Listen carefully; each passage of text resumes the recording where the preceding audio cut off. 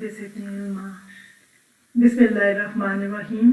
आज का हमारा टॉपिक है अद्दीन अन्नसीहा, दीन खैर खाई का नाम है। नबी करीम सल्लल्लाहु अलैहि वसल्लम का ये फरमान है, दीन खैर खाई का नाम है। सबसे पहले हम खैर खाई को समझने के लिए इसका पहले हम लफ्ज़ी मतलब देखते हैं और फिर इसका हकीकी मफ़हूम देखते हैं। खैर अरबी ज़बान का लफ्ज़ है जिसके मानी नेकी और भलाई के हैं, और ख़ुसूसन जब कोई नेकी अपने कमाल को पहुँच जाए तो इसे लफ्ज़ खैर से ताबीर किया जाता है। खैर की जमा खैरात है और हर वो काम जो खालिक की खुशनुदी और मखलूक की फलाह बहबूद के लिए किया जाए खैर ही के ज़ुमरे में आता है। यानी दूसरों का भला चाहना और उसे नुकसान से बचाना खैर ख्वाही कहलाता है। खालिक कायनात ने जितने भी नबी और रसूल भेजे वो तमाम इंसानियत के खैर ख्वाह थे। तमाम अंबिया ने तौहीद के साथ दीन इस्लाम ही की तबलीग की, क्योंकि दीन इस्लाम सलामती है और ये दीन फितरत है जिसे अल्लाह ने इंसानों की खैर ख्वाही के लिए पसंद किया। इंसान फितरतन खैर का तालब है और शर से बचता है। हर बच्चा दीन फितरत पर ही पैदा होता है। दीन इस्लाम वो हकीकी रास्ता है जो हर नबी ने हज़रत आदम अलैहिस्सलाम से लेकर आखिरी नबी हज़रत मोहम्मद सल्लल्लाहु अलैहि वसल्लम तक दिखाया। जो लोग भी इस खैर से दूर रहे उन्होंने ज़मीन में जुल्म और तबाही बर्पा की, और जो भी दीन इस्लाम पर अमल पैरा हुए उन्होंने ज़मीन को जाए अमन बना दिया। दीन इस्लाम सिर्फ दुनियावी कामयाबी का नाम नहीं बल्कि आखिरत में भी इंसानियत की खैर ख्वाही करके उसको जहन्नम की आग से बचाना है। आज के मुसलमान दीन की दूरी के सबब बेअमनी का शिकार हैं। उनमें वो जज्बा खैर ख्वाही नजर नहीं आता जो इस्लाम की असल रूह है। इस्लाम दीन खैर ख्वाही है। दीन है तो सलामती है, खैर है, अमन है और इंसाफ है। लादीनियत हो तो दहशत गर्दी है, तबाही है, बेअमनी है। दर हकीकत इंसानियत की मुकम्मल खैर ख्वाही इस दुनिया में भी और आखिरत में भी सिर्फ और सिर्फ दीन इस्लाम में पोशीदा है।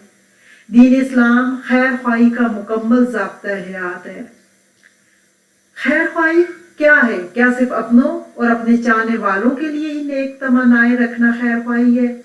क्या मुखलिस होने की ये निशानी है कि मुसलमान बहन भाइयों और अपनों की हर बुराई को नज़रअंदाज कर दिया जाए और बस इनकी तमाम ख्वाहिशात मिनो अन पूरा करके उसी के लिए जतन किए जाएं, या किसी के लिए मादियत के शराब में इस दुनिया में गुम हो जाना, क्या ये खैर ख्वाही है? आज हम खैर ख्वाही के हकीकी मफहूम को समझेंगे। अपनी औलाद हो या बहन भाई, बीवी बच्चे हों या दीगर रिश्तेदार, इनसे खैर ख्वाही का मतलब सिर्फ यही है क्या कि इनकी मादी ज़रूरियात ही को अपनी इस्तिताअत से बढ़कर पूरा करने की कोशिश करें, शादी ब्याह पे फोतगी और पैदाइश के ज़िमन में राइज रस्म व रवाज में खुद को उलझा कर रख दें। इस अमूमी सोच के बरक्स हकीकत कुछ और है। जैसा कि नबी करीम सल्लल्लाहु अलैहि वसल्लम की ज़िंदगी या उनके उसवे हसना का जायज़ा लेने से हमें पता चलता है कि अगर मादी ख्वाहिशात की ना ख़त्म होने वाली फहरिस्त अहम होती तो आपकी बीवियों को जायज़ मुतालबात करने पर तंबीह ना की जाती। हज़रत फातिमा रज़ी अल्लाह ताला अन्हा के आराइश के लिए लगाए गए पर्दों पर आप सल्लम नागवारी का इजहार ना करते, या गुलाम की ख्वाहिश पर तस्बीह फातिमी का तोहफा ना दिया जाता, और इसी तरह से माल दौलत की कसरत के बावजूद सादा तर्ज जिंदगी को पसंद ना किया जाता। लेकिन उन्हें तो फिक्र थी, तो फिक्र आखिरत। खैर ख्वाही का मतलब उनके नज़दीक यही था कि अहलो याल को ये एहसास दिलाया जाए कि हर फर्द ने अपना हिसाब खुद देना है। पैगंबर भी अपनी औलाद को निजात ना दिला सकेगा। जो जितना नेक था वो तकवे में इतना आगे था। आग से बच जाना और बचा लेने की तड़प ही उनमें शिद्दत से थी। लेकिन न जाने आज हम किसकी पैरवी में खैर ख्वाही के मफहूम को ही भूल चुके हैं। बुलंद स्टेटस, अच्छे खाने पहनने, जायदादें बनाने, बच्चों को महंगे महंगे तोहफे दिलाने, उनको महंगे स्कूलों में पढ़ाने, ऐश कोश बनाने में اور اسی کو ہم سمجھتے ہیں کہ ہم اپنی اولاد کے بہت خیر خواہ ہیں، کیونکہ قرآن سے ہمارا تعلق صرف سطحی قسم کا ہے۔ ہم اپنے اور اپنی اولاد کو صرف دنیا حاصل کرنے کے ہی چکر میں جو ہے وہ لگا دیتے ہیں۔ لیکن اگر قرآن کو ہم تھوڑا بہت بھی سمجھ کر پڑھیں تو ہم دیکھتے ہیں کہ پیغمبروں کو اور جو دنیا میں نیک بندے تھے گزرے ہیں، ان کو اپنی اولاد کی کس قسم کی فکر تھی۔ حضرت یعقوب علیہ السلام کا ہم دیکھتے ہیں قرآن میں آتا ہے، اپنے آخری وقت میں قرآن ذکر کرتا ہے جب ان کا آخری وقت آ گیا تو وہ اپنے اولاد سے کیا پوچھتے ہیں۔ سورہ بقرہ کی آیت نمبر 133 میں اللہ تعالیٰ کہتے ہیں ام کنتم شہداء، کیا تم اس وقت موجود تھے، اذ حضر یعقوب الموت، جب حضرت یعقوب کو موت آنے والی تھی۔ یعنی ترجمہ ہے کہ حضرت یعقوب کے انتقال کے وقت تو موجود تھے جب انہوں نے اپنی اولاد کو کہا کہ میرے بعد تم کس کی عبادت کرو گے، تو سب نے جواب دیا کہ آپ کے معبود کی اور آپ کے آباء و اجداد ابراہیم اور اسماعیل اور اسحاق کے معبود کی، جو معبود ایک ہی ہے اور ہم بھی اسی کے فرما بردار رہیں گے۔ مرد مومن بنانے کی تڑپ تھی یا اولاد کے لیے جائیدادیں نہ بنانے کی حسرت؟ آپ دیکھیں کہ آخری وقت میں بھی حضرت یعقوب کی تڑپ کیا تھی کہ ان کی اولاد سیدھے رستہ پر رہے اور آخرت میں ان کی کسی قسم کی پکڑ نہ ہو۔ حضرت لقمان کا ہم دیکھتے ہیں قرآن میں حضرت لقمان کا ذکر آتا ہے اور وہ اپنے بیٹے سے کہتے ہیں، اس کو اپنے بیٹے کو آپ دیکھیں کس قسم کی نصیحتیں کر رہے ہیں۔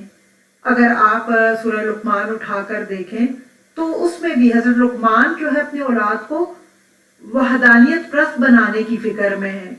انہیں دنیا کے اسٹیٹس یا دوسری چیزوں کی فکر نہیں ہے، بلکہ وہ اپنی اولاد کو کیا نصیحت کر رہے، بندوں کے حقوق کی ادائیگی کی، گفتگو میں نرمی کی، چال میں عاجزی کی، اور اسی طرح سے وہ اپنے اولاد کو شرک سے روک رہے ہیں۔ یعنی آپ دیکھیں نیک لوگوں کو اور پیغمبروں کو جو ہمارے لیے مشعل راہ ہیں، جن کو دیکھ کے ہم نے ان کو تو اپنی اولاد کی آخرت کی فکر ہے۔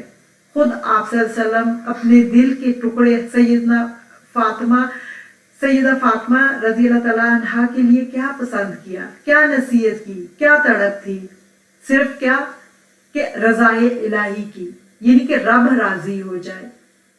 خیر خواہی حقیقتاً اسی سوچ، اسی فکر، تڑپ اور احساس کا نام ہے کہ جو اپنے پیاروں کو جہنم کا راہی بنتے ہوئے دیکھ کر انسان کڑھے اور انہیں صراط مستقیم پر لانے کے لیے کوششیں کرے، اپنے پیاروں کے غلط کام دیکھ کر تعویلیں پیش نہ کرے، نہ ہی ان کی حمایت کرے، بلکہ بہترین حکمت عملی سے ان کی غلطیوں کی نشاندہی کر کے انہیں اس کو دہرانے سے باز رکھنے کی کوشش کرنی ہے۔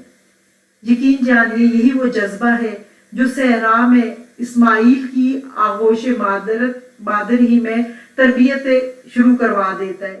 نبی کریم صلی اللہ علیہ وسلم کو بدر اور خندق اور طائف جیسی وادیوں میں لے جاتا ہے اور حضرت یوسف علیہ السلام کو پائے تخت پہنچا دیتا ہے۔ آپ دیکھیں حضرت موسیٰ علیہ السلام قرآن میں اگر آپ دیکھیں تو اپنے بھائی کے لیے کیا دعا کرتے ہیں، قالا فرمایا رب اغفر لی ولی اخی، اے میرے اللہ مجھے بھی بخش دے اور میرے بھائی کو بھی، وَأَدْخِلْنَا فِي رَحْمَتِكَ، اور ہم دونوں کو داخل کرنا اپنی رحمت میں، وَأَنْتَ أَرْحَمُ الرَّاحِمِينَ، اور بے شک تو رحم کرنے والوں میں سب سے بڑا رحم کرنے والا ہے۔ یعنی حضرت موسیٰ کیا دعا کر رہے ہیں اپنے بھائی کے لیے، ان کی بخشش کے لیے دعا کر رہے ہیں۔ ہم بھی اپنے بہن بھائیوں کے لیے دعا کریں اور خاص طور پر بیٹھ کر قبولیت کے اوقات میں دعا کریں۔